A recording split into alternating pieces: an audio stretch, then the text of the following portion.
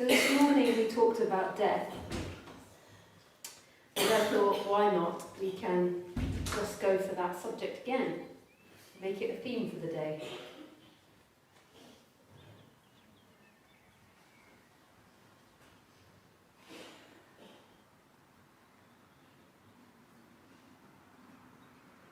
So this morning for the live stream, I kind of started the talk saying, what does anything matter if we're all going to die? And I also said I was a little shy to say that on the internet, but now life's making me say it on the internet, so there we go. What does it matter if we all die? So the other way we could look at it is, are we actually alive now? So are we alive now? Are you alive? And who is alive?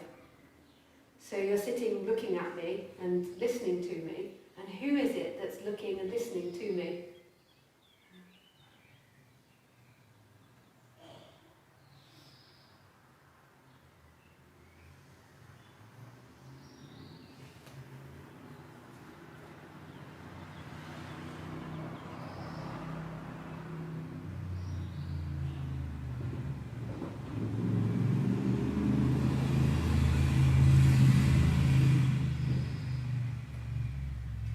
So who is it that's looking and listening to me? And where are you? Where is this person that is alive? Like if we got a microscope and we looked at the body and we thought, okay, there is somebody inside this body that is alive. But if we got the microscope and kept looking in at smaller and smaller detail of the body, what would we find? Space. Space. Yeah.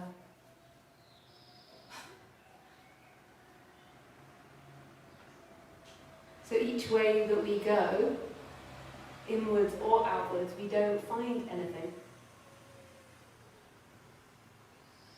So who is it that's going to die?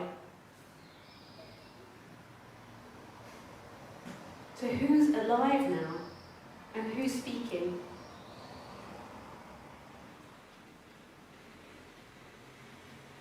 So it seems like I am speaking and I am Lisa, but that's just the appearance of things. There is sound happening.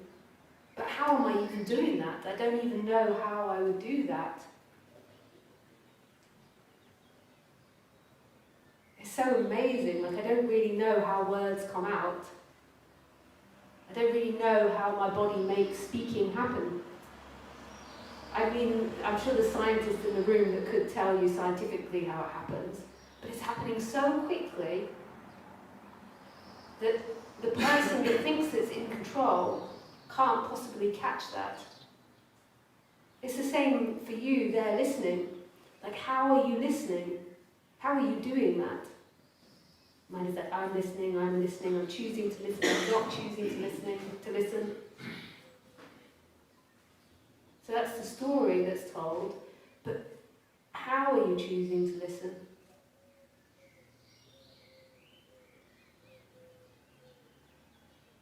How is that bird outside choosing to sing? And who is it? The same with the cars. We certainly think we're driving the cars, and all the cars going past. We think there's people in there driving them, and like, oh phew, that's nice and safe. There is somebody driving the car, it's not driving by itself. And that's safe. But who is driving it? It's kind of like a world of a mirage. Like you go into the person, you can't really find the person. There's like a mechanism that's in play.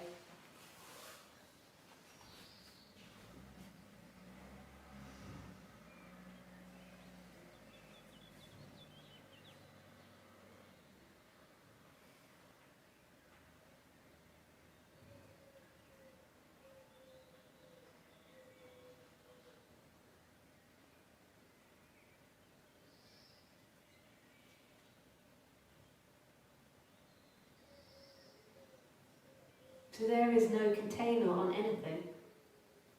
There is no people inside the bodies. There is no person inside of this body. It's endless space either way, and that's who you are. That's what's alive now. It's not a character which is alive, it's not a body which is alive, that's just the science, that's just how we talk about things. But it's not really alive, it's a bit like the computer or the camera.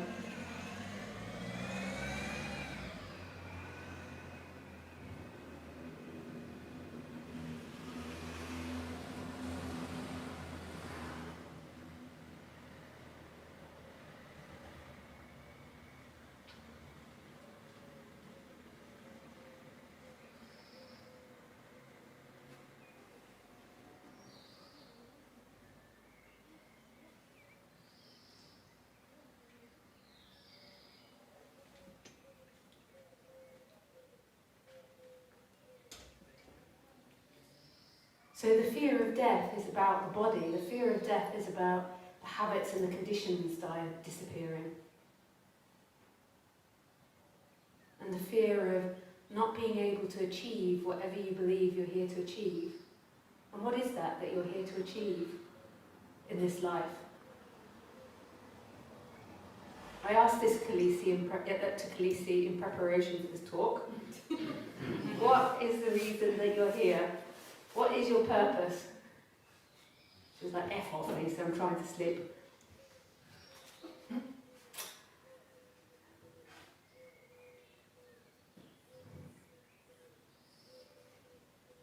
What is your purpose for being alive? And it's so wonderful, this part, although I'm again a little shy to really go on about how little purpose life has, how it has no purpose, purposeless life is. Because I know, taken the wrong way in the person, that can attribute to depression.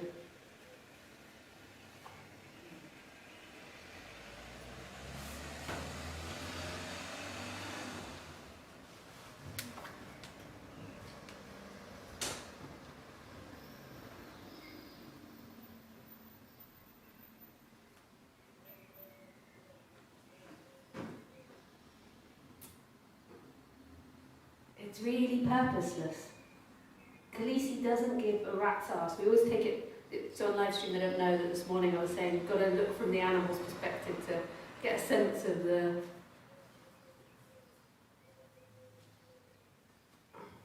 nothingness behind, or the place without a mind. Khaleesi doesn't have a purpose, she doesn't care. She just is what she is in every moment. It's just we have a longer game as humans. Our survival is a longer game. So we, like squirrels, can hoard our food. Khaleesi can hoard food too. She digs a hole and puts it in there and then digs it up a month later to eat it. But that's her limit. Whereas we have the longer game with survival. But then we get tangled up in that and we think that that's our purpose.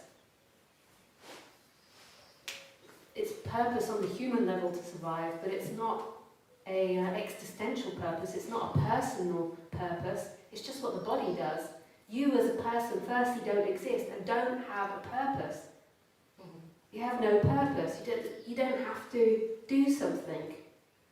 Person's like, I have to become rich. Must. I must retire in this life. And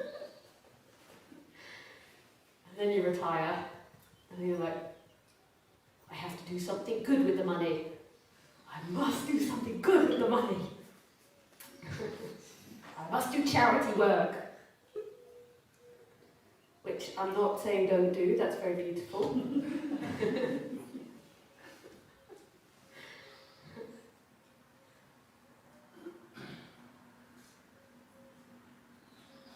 But there's just no purpose, and that's so deeply relaxing when it's seen beyond the person, when it's seen from the person with issues.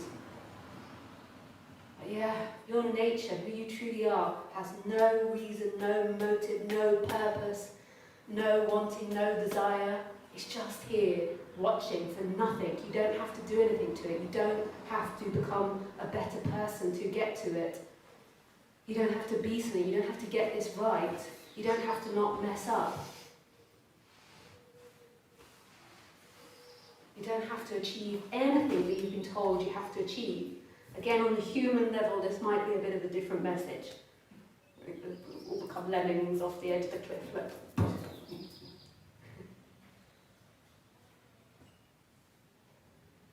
It's like so free. It's just here. So purposeless, without reason, without motive. It's just here like boom, boom, in the plastic plant.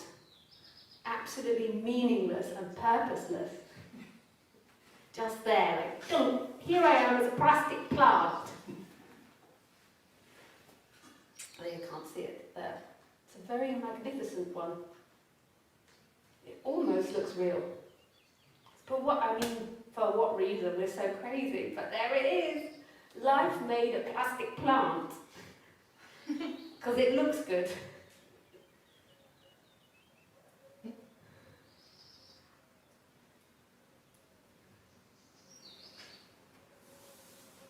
And you don't have to water it when you go away.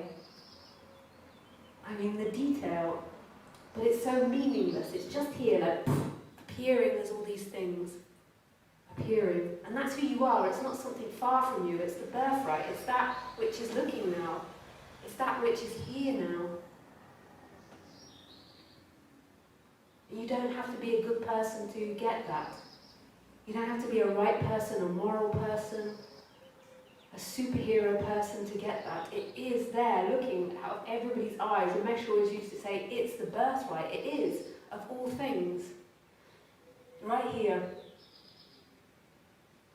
And the person wants to claim it and be like, look, I've been a really good person and done lots of service, so therefore I am enlightened. And putting its badge or its cloak on. But it doesn't mean that. How can it mean that when it's just here, watching, experiencing, always? Have you ever not experienced? Do you ever know non-experiencing? That's a bit of a trick question, because in one way you always know non-experiencing, but I just mean like on the human level. Have you ever known not experiencing? Can you imagine not experiencing? It's the birthright. It's always been there your whole life. This moment has always been there. You never did anything to get it. You wake up in the morning and you think, oh, this is my life and I woke up and I'm part of the deal here. But waking up just happened. For some miraculous, magical, mysterious reason, there was a waking up with this. Oh, here we are again. In this.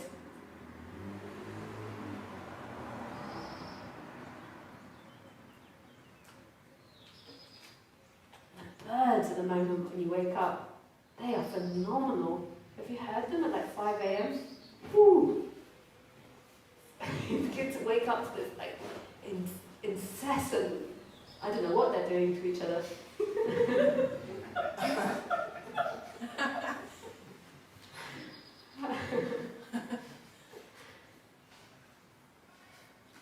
And you're, oh, there is a room, there is a bed cover, oh, there is a body. Oh yes, it's this dream. And then often it's, what did I do wrong? What's wrong? What's wrong? Have I done something wrong? No, you haven't done something wrong.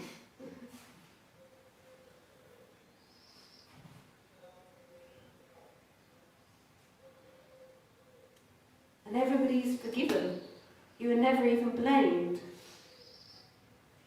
It's absolute forgiveness. Like this moment that doesn't reject anybody. I mean, when you do something bad or think something bad or whatever it is that you consider bad, this moment isn't rejecting it. Ever. It's embracing everything. And it's so normal. We're so used to this moment. We're like, no, here we are. What can we do to get away from it? That's a bit of YouTube. Actually, it's not YouTube that's popping out, it's Instagram.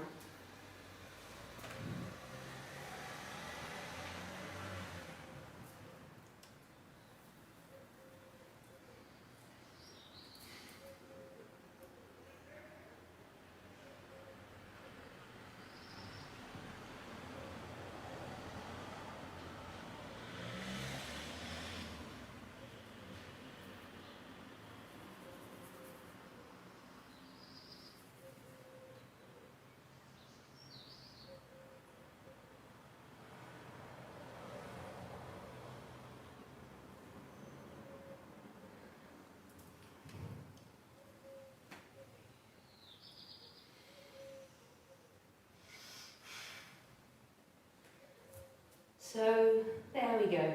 So you've never been alive. You just thought you were alive. You just dreamed that you were alive. You just dreamed that this character was alive. You have never been alive, ever. And yet, on the contradictory side, all there is life. But you as a person have never been alive. Isn't that amazing? The amount of time spent thinking and imagining that person and believing that this person's never been alive. Any image you have of yourself, any ideas you have, it's never been alive. That image that you've got of the past, where you came from, that's not alive. So what is alive? And that's this moment. That's everything. And that's love. You can't deny that there's always this moment. Always. And it's so unknowable. It's not even something which can be contained or known. It's not even this moment, as opposed to another moment. It's just this. It's just what it is, just here.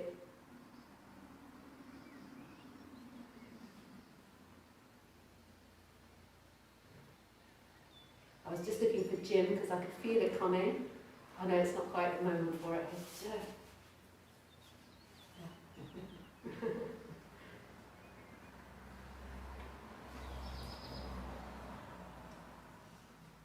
Just this, nothing more. You can't even say this.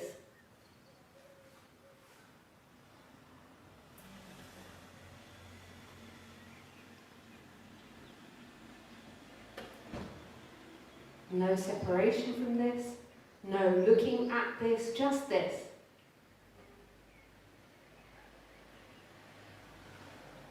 No container of any kind, just this. That's who you are. Not the blah blah, not the emotions, not the body. And yet you are all of that as well.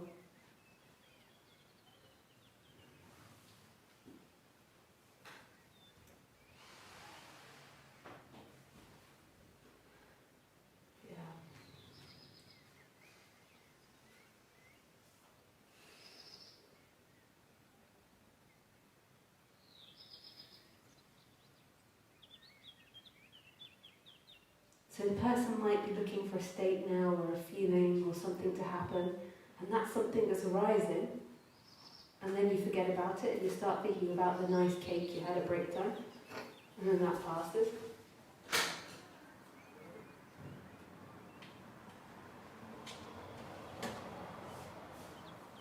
And yet it's still this, still here.